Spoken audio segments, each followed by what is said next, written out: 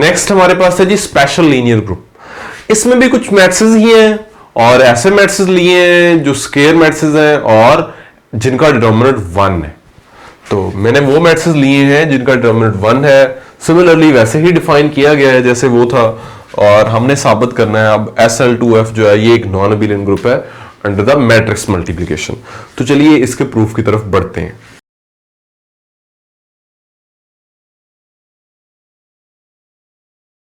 सबसे पहले हमें क्लोजर लॉ चेक करना पड़ेगा, तो उसके लिए क्या करेंगे, हमें दो एलिमेंट्स चाहिए। हम दो एलिमेंट्स लेते हैं इस सेट में से। तो लेट ए कैसा होगा, ABCD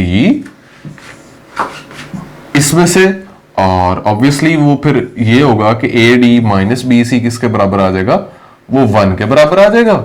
और डेफिनेशन के मुताबिक ABCD ये किसके एलिमेंट्स होंगे, ये फील्ड के एलिमेंट्स होंगे। देन हमें एक B भी चाहिए, तो B को लेट कर लेते हैं वैसे ही EFGH, और ये भी हमने चूंकि इसी सेट में से लेना है तो EH माइनस GF किसके बराबर होगा, 1 के बराबर होगा, बिकॉज B का डिटरमिनेंट लेंगे तो ये आएगा। और यहां पे EFG और H किसके एलिमेंट है, ये फील्ड के एलिमेंट्स हैं। अब मुझे क्या करना है, मुझे इन दोनों एलिमेंट्स को मल्टीप्लाई करना है। तो चलिए जी मल्टीप्लाई करते हैं। पहले मैट्रिक्स लिखते हैं ABCD एंड देन EFGH। तो मल्टीप्लाई करने के बाद ये क्या आ जाएगा, ये आ जाएगा AE प्लस BG। हम सब जानते हैं कि इसको मल्टीप्लाई कैसे करते हैं मैट्रिक्स को।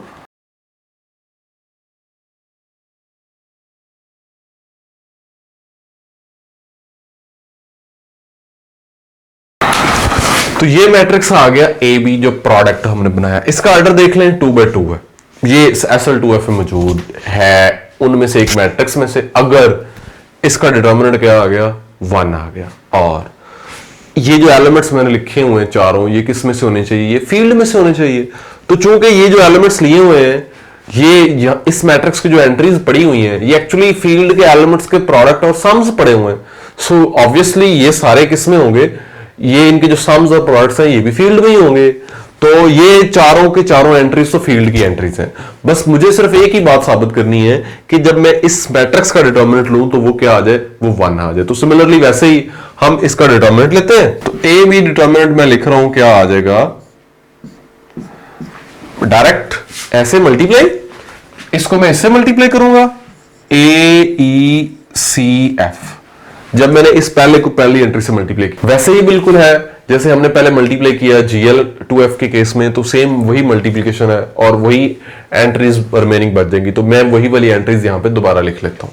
तो इसका डिटरमिनेंट हमने पहले भी देखा है कि ये डिटरमिनेंट जो है वो हमारे पास क्या आ गया था, एक्चुअली इन दोनों के इंडिविजुअल डिटरमिनेंट्स का प्रोडक्ट आ गया था। तो मैं वही आपके पास ये प्रॉपर्टी लिख लेता हूं। तो मैं वही वैल्यू यहां लिख लेता हूं, AD minus BC into EH minus GF। तो चूंकि ये भी 1 है और ये भी 1 है, तो प्रोडक्ट क्या आ गया, 1 आ गया। तो AB का डिटरमिनेंट लिया, वो 1 आ गया। तो इसका क्या मतलब हुआ, फिर AB SL2F में चला गया। इसका मतलब है कि जो AB प्रोडक्ट है वो किस में है, वो SL2F में है।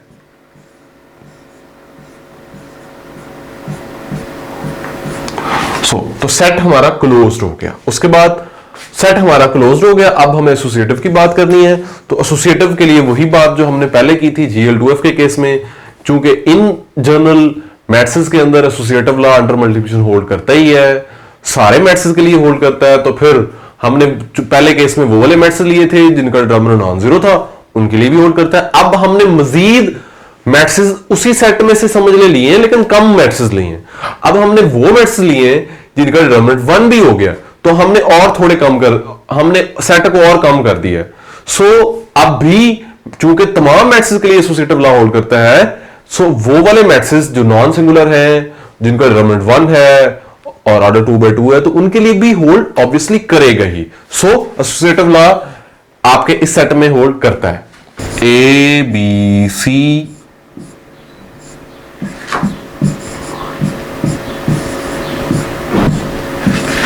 और यहां पे हमने for all A B C belongs to SL2F,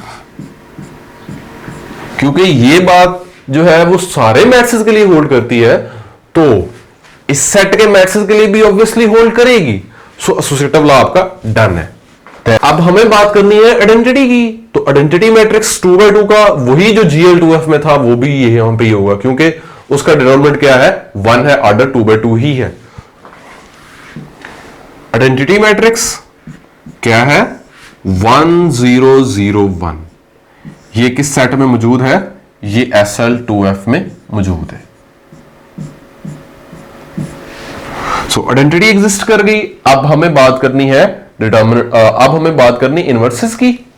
तो ए का इनवर्स हम जानते हैं कि क्या होता है, 1 over A determinant into adjoint of A. और चूंकि ए हमने किस में से लिया है, ए हमने SL2F में से लिया है, तो ए का डिटरमिनेंट क्या होगा, 1। यानी ए का इनवर्स जो है वो किसके बराबर आ जाएगा, एक्चुअली वो एडजॉइंट ऑफ ए के बराबर आ जाएगा। तो अब मुझे सिर्फ ये चेक करना है कि ए का इनवर्स मेरे इसी सेट में होगा।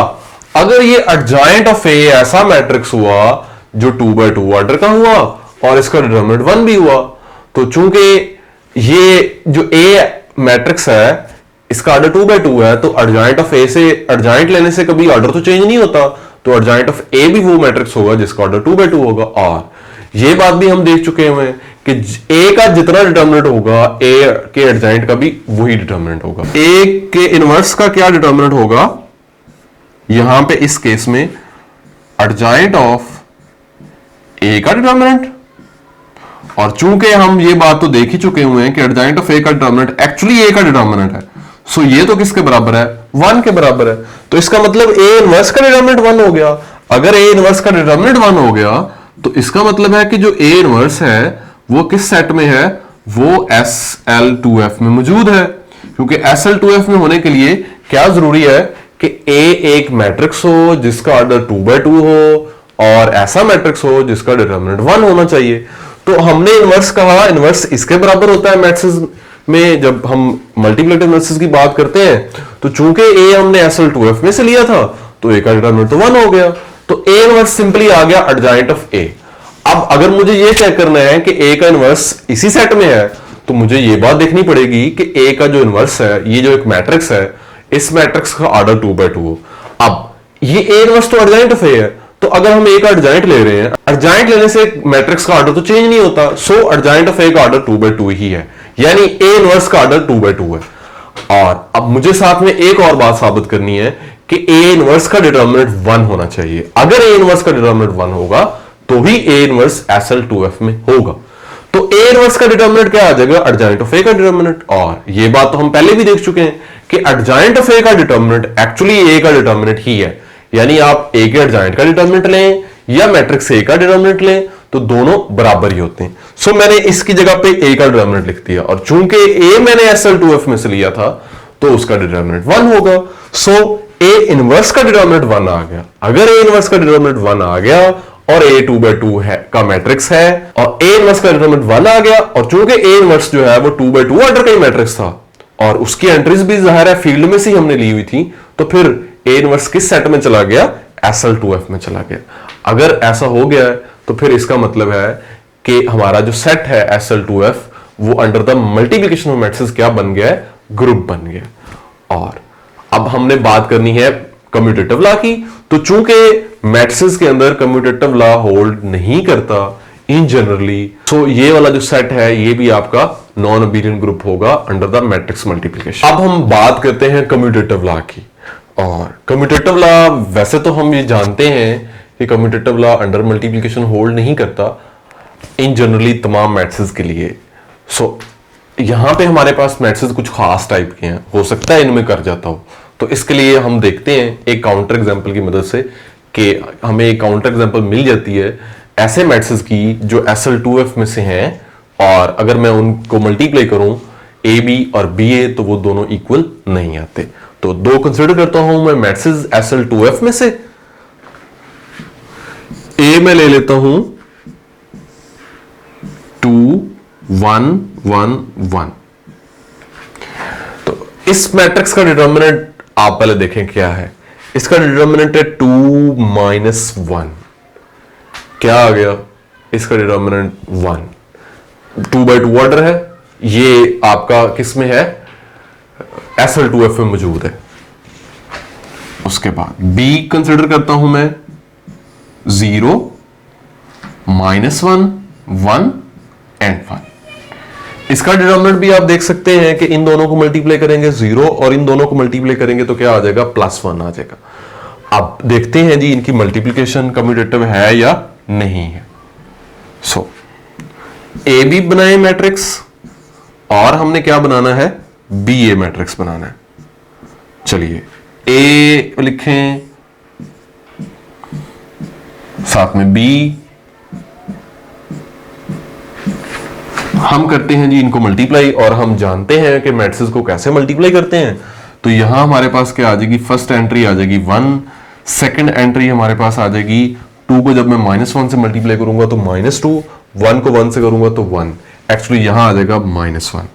उसके बाद ये 0 × 1, यहां 1 आ गया, एंड नेक्स्ट क्या आ गया, -1 × +1, वो क्या आ गया, 0 आ गया। तो इनके प्रोडक्ट से जो मैट्रिक्स बना है वो देख लें, वो SL2F में मौजूद है, क्योंकि इसका डिटरमिनेंट भी क्या है, 1 ही है। अब मैं BA को करता हूं 0 -1 1।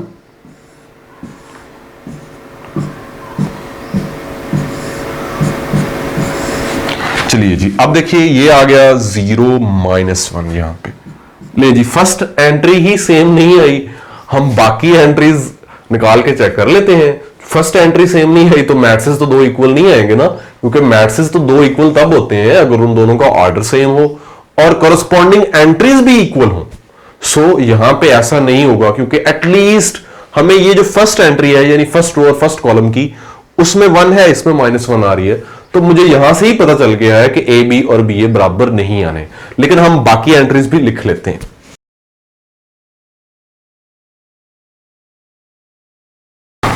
तो हम इस एग्जाम्पल की मदद से देख सकते हैं कि ए बी और बी ए बराबर नहीं आ रहे। और ये जो मैंने मैट्रिक्स लिए हैं ये किस सेट में से लिए हुए हैं, ये क्लियरली मैंने SL2F में से लिए हुए हैं, क्योंकि इनके डिटर्मिनेंट्स क्या हैं, 1 है और 2/2 ऑर्डर के हैं। तो इनकी मल्टीप्लिकेशन आप देख सकते हैं कम्यूटेटिव नहीं है। हमें कम से कम एक ऐसी एग्जाम्पल जरूर मिल गई है। सो ये जो हमारा ग्रुप है, ये जो हमारा सेट है GL2F, ये ग्रुप तो बन गया है लेकिन नॉन अबेलियन बना।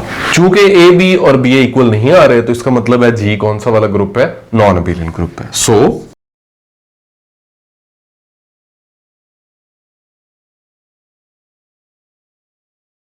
तो हमने ये वाली जो एग्जांपल देखी, कम्यूटेटिव लॉ सेटिस्फाई नहीं हो रहा था, यही सेम एग्जांपल हम कंसीडर कर सकते हैं GL2F के लिए भी, और वैसे भी SL2F तो GL2F का सबसेट ही है। और चूंकि छोटा सेट जो है वो कम्यूटेटिव नहीं है, तो बड़ा सेट भी कम्यूटेटिव नहीं होगा।